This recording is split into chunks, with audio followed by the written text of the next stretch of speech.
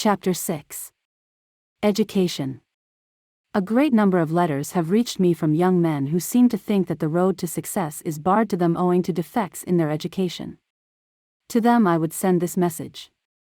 Never believe that success cannot come your way because you have not been educated in the orthodox and regular fashion. The 19th century made a god of education, and its eminent men placed learning as the foremost influence in life. I am bold enough to dissent, if by education is meant a course of study imposed from without. Indeed, such a course may be a hindrance rather than a help to a man entering on a business career.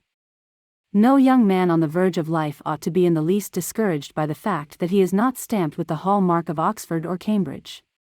Possibly, indeed, he has escaped a grave danger, for if, in the impressionable period of youth, attention is given to one kind of knowledge, it may very likely be withdrawn from another.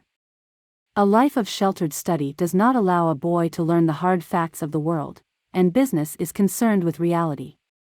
The truth is that education is the fruit of temperament, not success the fruit of education.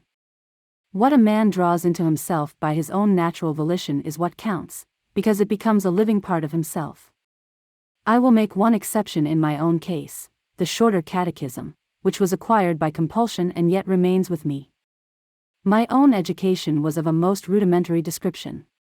It will be difficult for the modern English mind to grasp the parish of Newcastle, New Brunswick, in the 80s, sparse patches of cultivation surrounded by the virgin forest and broken by the rush of an immense river. For half the year the land is in the iron grip of snow and frost, and the Miramichi is frozen right down to its estuary, so that the rain is turned to a white dust, and the sea to a great green stone. It was the seasons which decided my compulsory education. In the winter I attended school because it was warm inside, and in the summer, I spent my time in the woods because it was warm outside. Perhaps the most remarkable instance of what self-education can do is to be found in the achievements of Mr. J. L. Garvin. He received no formal education at all in the public school or university sense, and he began to work for his living at an early age. Yet, not only is he, perhaps, the most eminent of living journalists, but his knowledge of books is, if not more profound than that of any other man in England, certainly wider in range, for it is not limited to any country or language. By his own unaided efforts, he has gained not only knowledge, but style and judgment. To listen to his talk on literature is not merely to yield oneself to the spell of the magician, but to feel that the critic has got his estimate of values right. Reading, indeed, is the real source both of education and of style.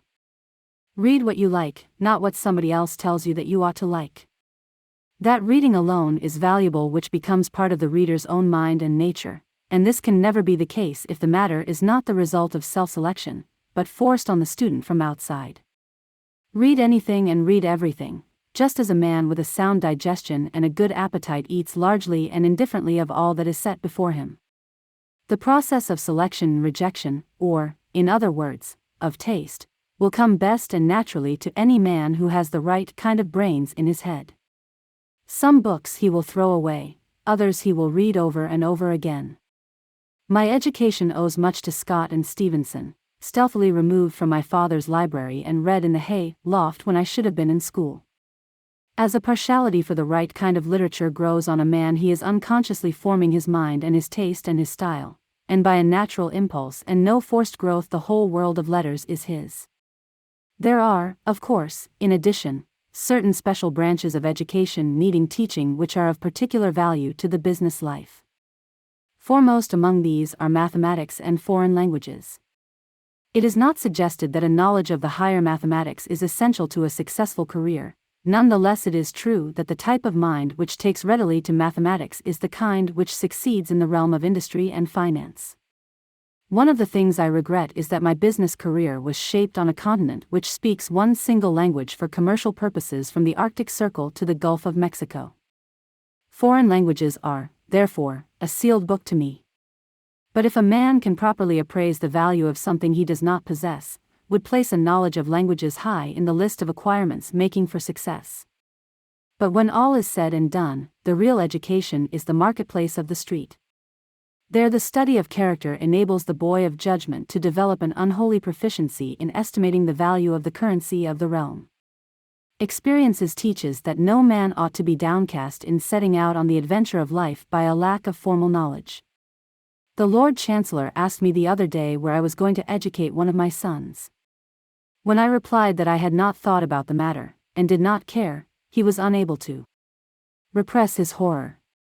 And yet the real reasons for such indifference are deep-rooted in my mind. A boy is master, and the only master, of his fortune.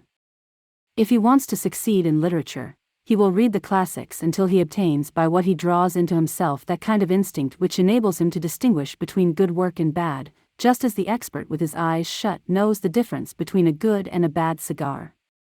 Neither may be able to give any reason, for the verdict bases on subconscious knowledge, but each will be right when he says, "Here I have written well," or "Here I have smoked badly." The message, therefore, is one of encouragement to the young men of England who are determined to succeed in the affairs of the world, and yet have not been through the mill.